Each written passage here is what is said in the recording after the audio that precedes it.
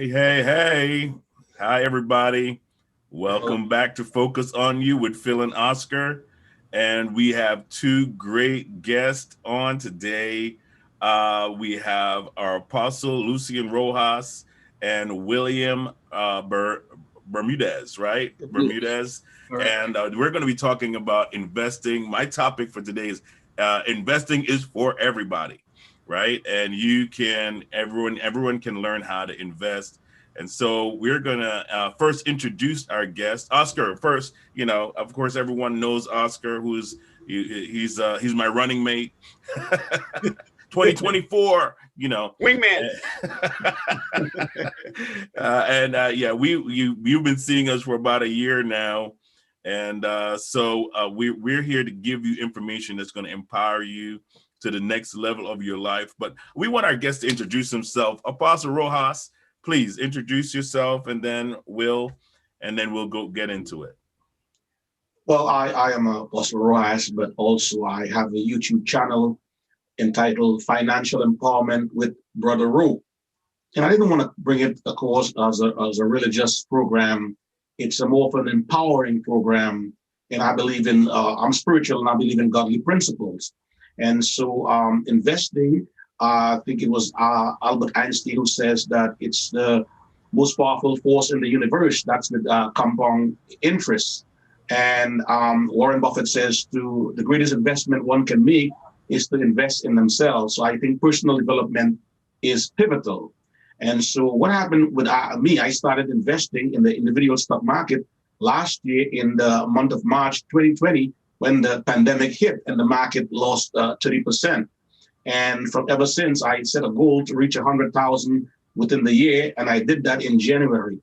But I'm tech stock heavy, and the Nasdaq has taken a beating, and so right now I'm back down to about 90,000.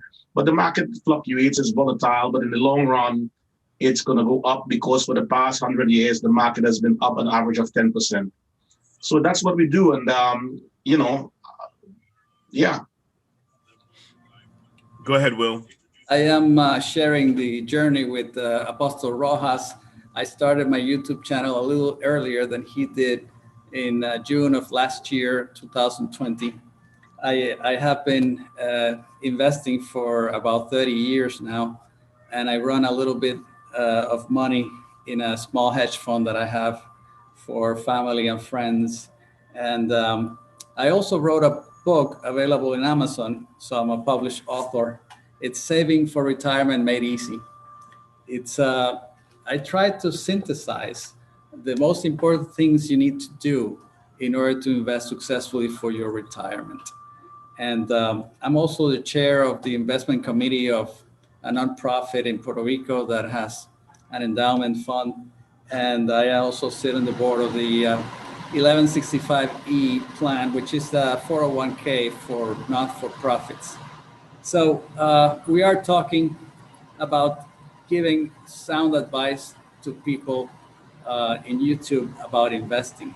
There's a lot of misinformation out there, a lot of finance gurus that sell you a system to get rich quick that will really, you're going to lose money on the system. And if you implement what they say, you're going to lose money investing. Right. Real quick, for people that don't know, if that word hedge fund has been thrown around forever and ever. Can you explain what a hedge fund is for the Hedge fund is a private company that manages money for private customers. That's all it is. And it's not restricted like banks or mutual funds are restricted in regards to leverage, for example, or selling short or using options. Or we have all the flexibility in the world, not that we're going to use it, but that we're allowed to do it. Okay. So, in a nutshell, that's what it is. So, I'm curious because Apostle Rojas is my friend, right? And when he talks about his journey into learning how to invest and learning how to step into the market, that was inspiring to me, because I know for most of us, it's always been somewhat intimidating looking at the market and saying, yeah, okay, only a broker can do this, right? I have to go to school for 1,000 years and then, have to look like Oscar, have all the gray hair before I can start even understanding the premise of investing. And so, some of us look at it like that. And so we get so intimidated by it that we don't even try. And so what I admire about his journey is that he actually decided, you know what, I'm going to chuck this in and I'm at least going to try $10, and you stepped into it. Tell us your story a little bit, Apostle, about how you got into that. Well, like Willie said, there's a lot of misconception about the stock market. People say, oh, it's too risky, it's gambling. And because of the fact that they don't understand. And, the scripture went on to say, my people are destroyed for a lack of knowledge. Now, I didn't went to school for finance or anything like that, but I believe in the power of investing. And so there's a saying that you don't have to be great to start, but you have to start to be great. Start where you are, use what you have, and do the best you can. Now, I started investing in individual stocks last year in the month of May, March rather, when the market plunged. And like it was coincidental or accidental, because no one ever mentored me or taught me. And I look at CNBC and I read a lot and I say, you know what, man, I'm home. Let me do this. And so I started with Robinhood. I say, is this thing safe? Let me try $10. It went through. I said, okay. Robinhood has about 11 million users at the time. I said, you know what, man, let me try 1,000. Let me try 2,000. And I started investing in quality stocks, companies that were 2 trillion, Apple, Microsoft, Facebook, Amazon, and the like, And so the thing started growing because I bought at a good time, even though they say you can't time the market, but that timing was pretty good because I was getting the stocks at a discount price. And so then I understand that there's a lot of people out there, and I'm not saying this in a negative way, that is not up to par when it comes to financial literacy. It is said that 69% of Americans don't have $1,000 saving. Almost 50% cannot afford a $400 emergency. And I'm saying, wait a minute. You know what the Federal Reserve former chairman said, Alan Greenspan? He said the number one problem in this world and this generation and this economy is a lack of financial literacy. You will be shocked how many people are struggling. As a matter of fact, it's just 1% that controls more than 0.5% of the world's wealth. So the average person, man, needs to understand that. So I started investing and I love it. And that's an individual stuff because I always had a mutual fund and an IRA and a 401k and whatever. And then I decided, look, I'm going to start a YouTube channel. And guess what, man? Dr. Phil, I didn't know how to upload Facebook Live, how to upload a YouTube channel, how to upload a YouTube video. And I said, you know what? I'm going to jump in and I'm going to build wings on my way down. So I didn't have to, I thought I had to know it all. I had to know how to edit. I had to know how to do OBS, vMix. I had to know how to edit a video, how to do PowerPoint. I mean, how to do the lightings. And I said, you know what? I will never start. Let me start. And I am learning on my way because you know what? I'm learning, Dr. Phil, every single day as a 61-year-old fighting up with these millennials. And some of them, they're sharp. They know how to do the lightings and the graphics and the this and the that. I'm saying, no, this is not for me. I wouldn't be able to succeed in this. But I have an audience because you're never too old to learn or too old to grow. And so I started, man, and people have called me up. Man, thank you for bringing awareness. Thank you, because investing, I just did a recent video on saving versus investing. And when you talk about compound interest, it's magic. It's magic. So I'm in the game, and my channel is Financial Empowerment with Brother Ro. I started over 2 months ago.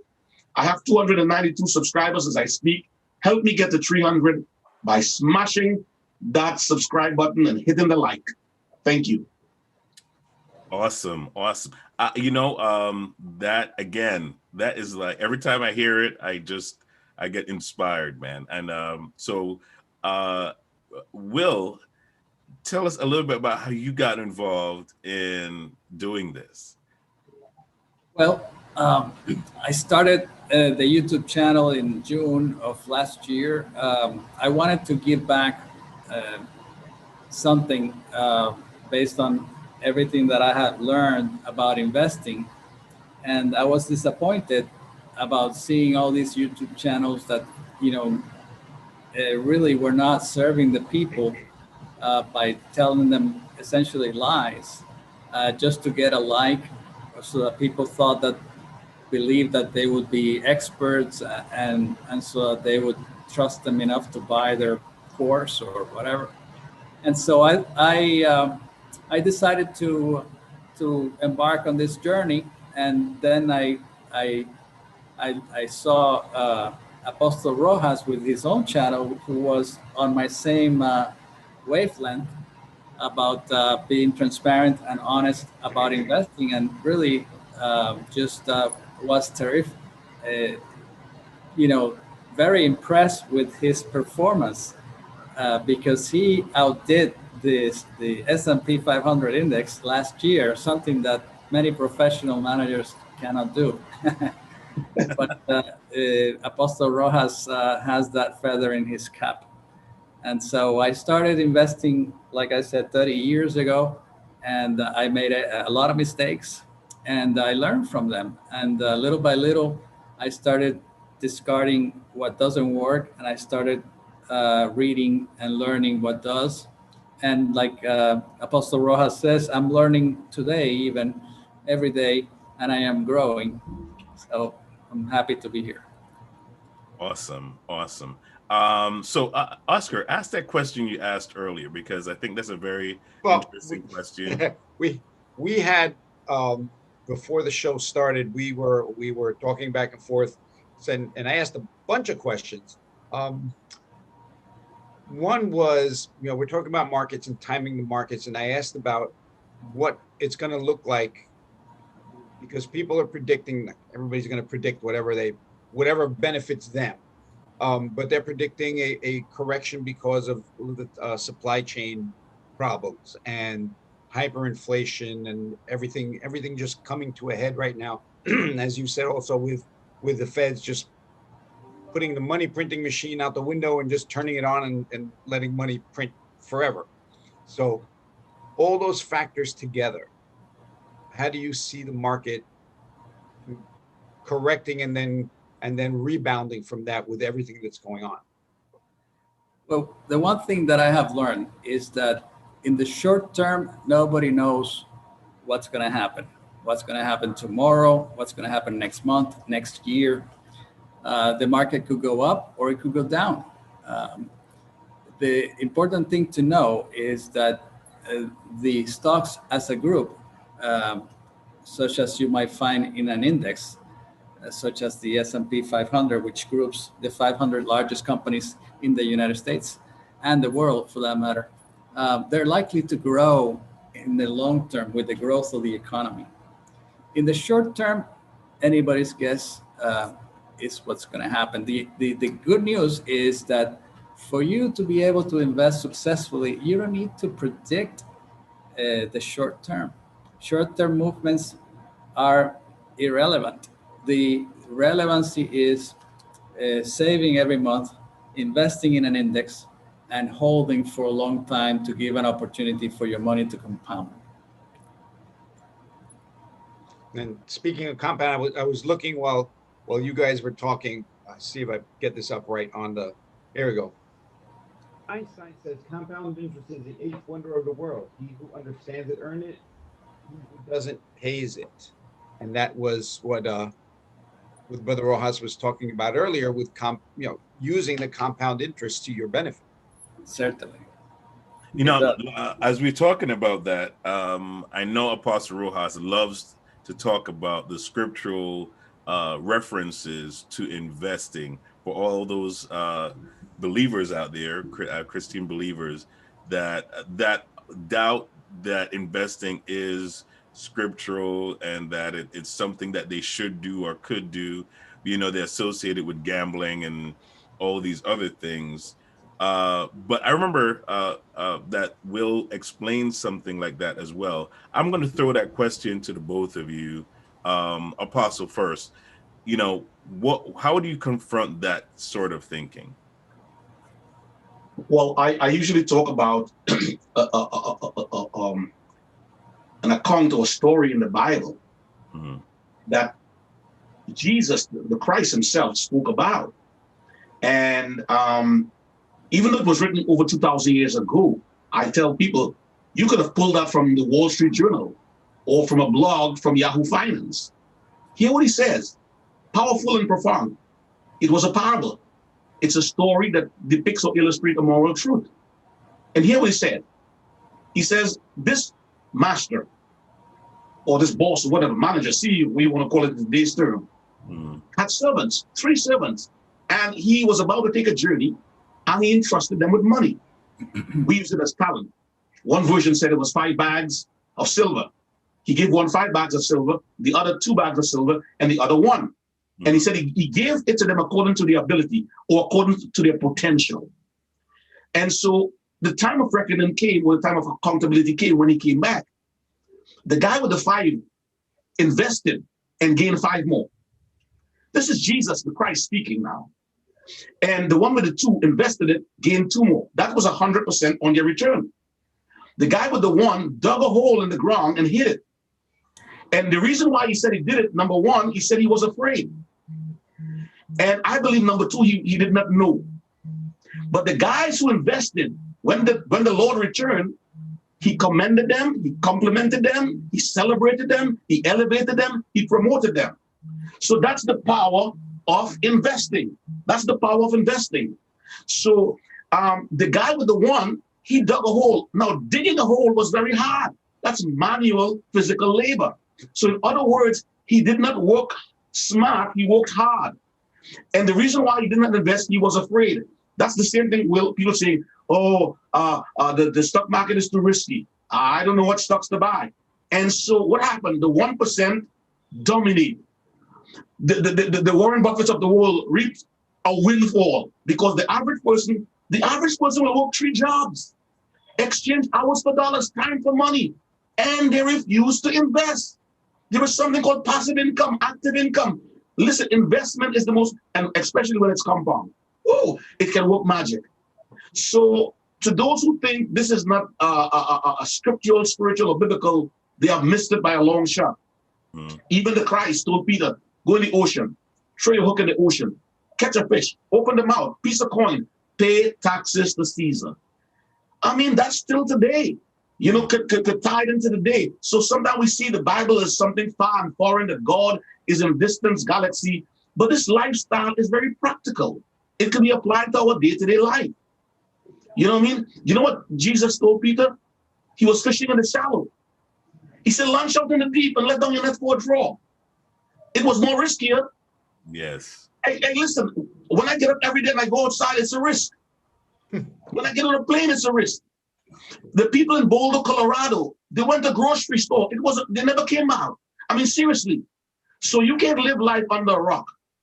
I'm not saying to take ridiculous risks, but you got to take a chance in life if you're going to do something. You know what? When you just went through the talents, I'm looking at it in today's day. The guy that took the 1 talent and buried it are the people that are taking their hard-earned money and putting it in the bank. And it's just like digging a hole and putting that money in there because it's not doing anything. So true. So your bank is your hole in the ground. Savings. I tell you to save for 6 months or for an emergency or rainy day. But you don't save all because why? It's losing buying power or purchasing power. What a dollar could have bought in 1970? A box of milk or a dozen eggs. It cannot buy it now because of inflation. So if you put your money under the mattress, that's a cardinal sin, man. You got to invest to keep up with inflation. Allah, you put your money in an investment, whether it's a house, you paid $100,000 in 1970, it's worth $800,000 now. It kept up with inflation. That same $100,000, you put it in the ground and buried it, it has less buying power. So William, you go. Yeah, that's I just want to say something before William goes, just in reference to when you spoke about a calculated risk. Go ahead. Yes, Okay. to put into perspective what Apostle Rojas was talking about the investment, if you were to take $170 every month and invest it in an S&P 500 index, in 50 years, you would have invested $170 a month is roughly $2,000 a year. 2,000 times 50 is 100,000. You would have invested $100,000. But assuming the S&P 500 index returns 10% per year as it has done in the last 50 years, that would have grown to $2.9 million. So $100,000 investment, 2.5, $2.9 million. So 2.8 million is the growth, the compounding. It's unbelievable, really. And putting that $100,000 in the bank at 1% or less would not yield you 2 million, even not even 1 million, not even half $500,000. So that is the magic of compound interest that Oscar was talking about, alluding to Albert Einstein. This is very, very powerful. And it's not going to happen if you invest in bonds. It's not going to happen if you invest in money markets. It's not going to happen if you put it under your mattress. You need to participate with the growth of this wonderful country that we live in. And the way to do it is by placing it, if you have the blessing of having a 401k with your employer, or if you work for a nonprofit, they have 1165E plans, which is very similar. Just put $170 every month and select, it's very important, a stock market index. Don't put it in a balanced fund or in a money market or in a bond fund in the 401k. You have to select an S&P 500 index or something similar. And just don't worry about the economy or the news or anything else. Keep living your life. And when time comes for you to retire, you will have a very nice nest egg, in all likelihood. That's one of the things in Robert Kiyosaki's book, Think and Grow Rich. One of the four things that he says is savers are losers, and that's why he had to self-publish the book, because they're like, no, just put your money in the bank, stay safe, and the 1% are investing and buying real estate and investing in the stock market, and everybody else is just working their 9 to 5 and putting their money in the bank and never ever getting ahead.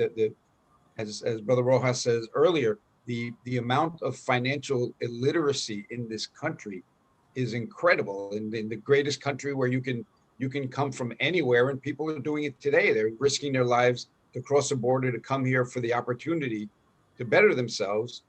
And people that are born here don't know the opportunity that they were born into, because the school system does not teach you how to prosper. Very true. Well, I mean, here's the thing. What's the advantage of, if everyone has this information, right?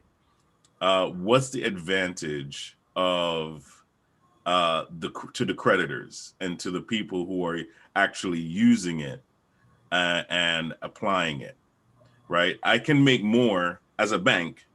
I make more out of people not paying their bills on time. I make more out of people being in debt than I do make out of people having their money making money. So the information we're sharing right now is really information for those people who actually have that mindset to say, well, if what I'm doing isn't working, what is working? And it's what the 1% is actually applying and doing. I mean, we get mad when we talk about that 1%, but they're applying information that the 99% is not willing to apply. Because the 99% aren't taught that. And I discussed this with you on the other day. the book by Courtney Epps. Mhm. She wrote a book called More Relaxing, Less Taxing, and the subtitle is Why You Would Be Brain Dead Not to Own a Business. And what she says there is if everyone owned a part-time business, a side gig, whatever it is, and are able to take deductions that you can take as a business owner, the government would lose $500 billion. So it's not in the government and it's not in big businesses' interest for us to be educated on how financial empowerment and what these two gentlemen are doing. It's like, hey, again, here's the red pill.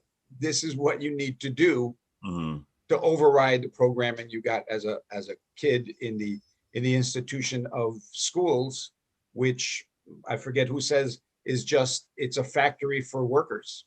Mhm. You're going to be a good worker or you're going to be a soldier by the time you come out of school. You're not going to be an entrepreneur. You're not going to know how to invest. Yes, and the tragedy is that there's a lot of information out there. Some of it is good, some of it is bad, but it's overwhelming. And it's so much information that people just get overwhelmed and they don't act. They don't know what to do. And it's so simple as putting $170 into an S&P 500 index every month and never selling, and you're done. You're done. If I had known this 50 years ago, I would have done it. I unfortunately learned it much recently, and I'm actually doing it now. And certainly, if somebody had done that, in their 20s, their retirement will be very, very secure. Mhm. All right. So quick question. Someone is just turned 18 years old. They're watching this program now. They said, William, this sounds like a great idea. How do I do this? What are the steps I have to take? I have $170. How do I do this that you're talking about? What are the steps? If they work for a large company, most likely they'll offer a 401k. Mhm. If they don't work for a large company, or the company doesn't offer it, or they don't qualify yet, they can go to Robinhood and open an account there, and then just send $170 and put it in an S&P exchange traded fund. In Robinhood, it will be SPY. And Robinhood has fractional shares, so there's no problem investing exactly $170 or $100 or whatever you can afford to save every month, and just let that compound and grow. You're not going to pay a lot of taxes, because if you never sell, you're not going to have any capital gains. They Right. will pay you a dividend, so you might have to pay some dividend tax on that, but initially it's going to be such a small amount, it's not material. Eventually it will grow to be a large amount. When you have for example, when you have $1 million, it's 2%, so you're talking about $20,000 in dividend income that you're going to have when you have $1 million. So you pay taxes on that dividend income, but it's not going to be material. So it's the tax aspect should not dissuade anybody from starting investing outside of a 401k. If you do it in a 401k, even better, because sometimes the company even matches some of your savings. So immediately you get a return on your money. Mhm. So you're saying you can do this through, because there's two different things. There's a business, 401k through your job. Right. You can take that money and put it in the stock market, or that's already No, being. in the 401k programs usually have several investment selections that they have to offer. You have to decide to put it in an equity index fund, because if you do not do that, if you put it in a money market, which they have to offer, it's going to yield you 1% or less, and it's not going to grow. It's not going to compound. It's just going to be like the $100,000 invested at 1% is going to be 150,000 at the end, not the millions that you will get by compounding the 10% Mhm. per year. So it's very important to put it in the right index fund. So you have to go to your 401k and say, hey, take it out of that money market. I want it in an equity index fund.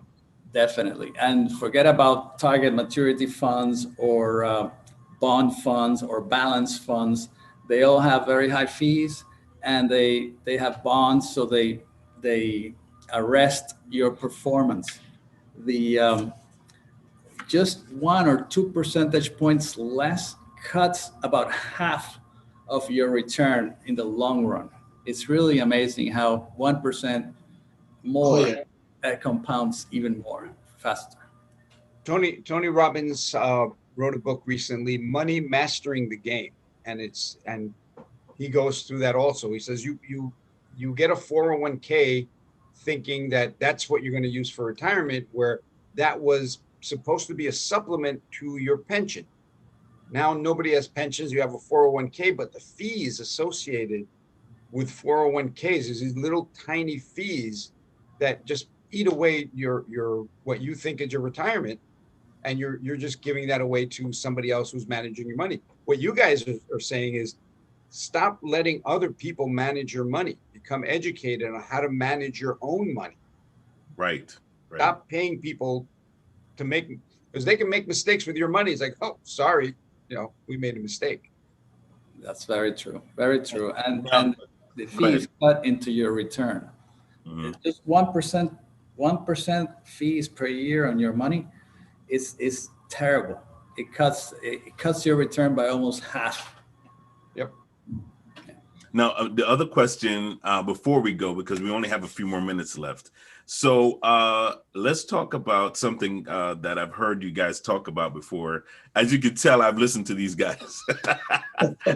They have the finance ABCs and financial empowerment with Brother Rowe. And those, I have subscribed to those channels. And every now and then I just kind of click on there to hear what they're both saying, because they both have very powerful angles of approaching this subject. But the one thing I wanted to hit on before we go is diversification, right? How important is it to diversify your portfolio? We'll start with Apostle Rojas on that, and then we'll go over to Will.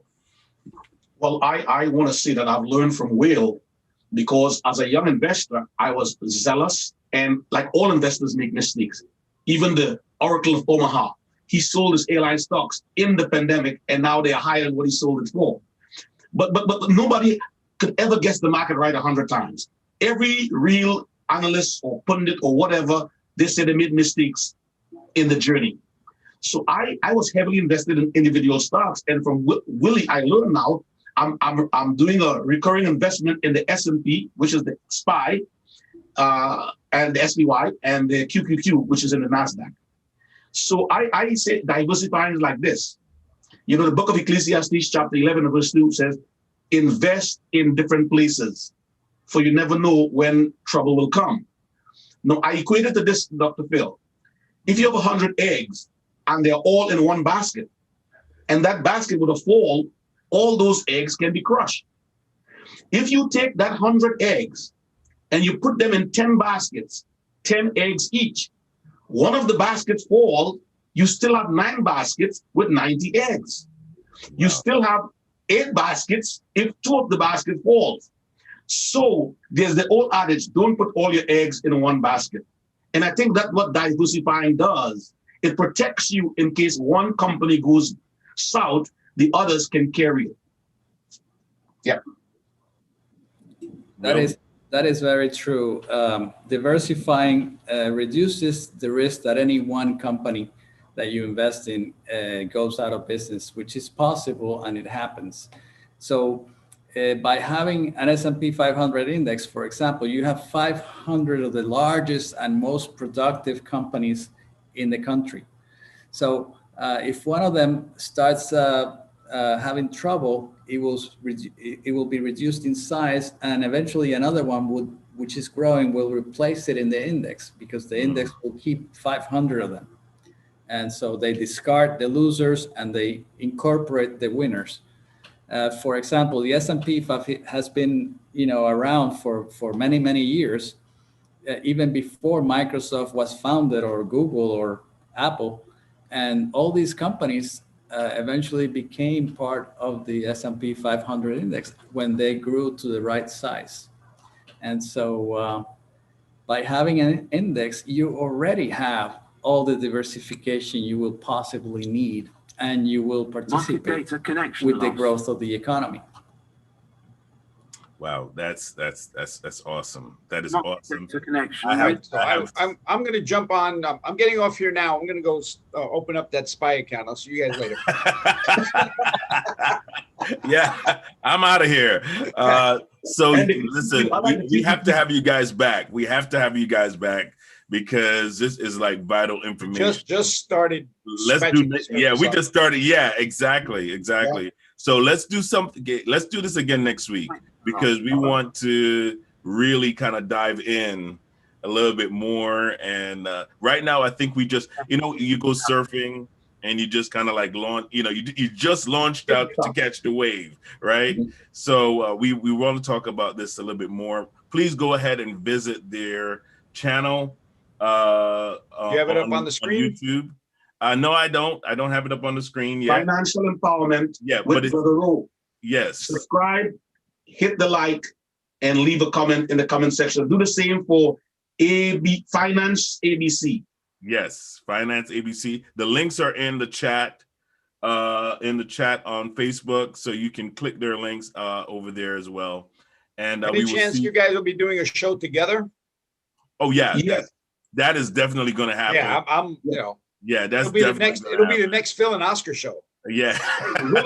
Will and Rowe. There you go. Actually, Apostle Rojas put up a video yesterday where we're together discussing investment subjects. Yes, so exactly. I checked it out. I am the only view that it's had already. So yeah, we will definitely catch up with everyone in a few minutes. We have Mikhail coming on next, and he's going to be talking about the power of life insurance. So you want to stay tuned for that, and we will see you guys in a few minutes. Take care, everybody. Thank you.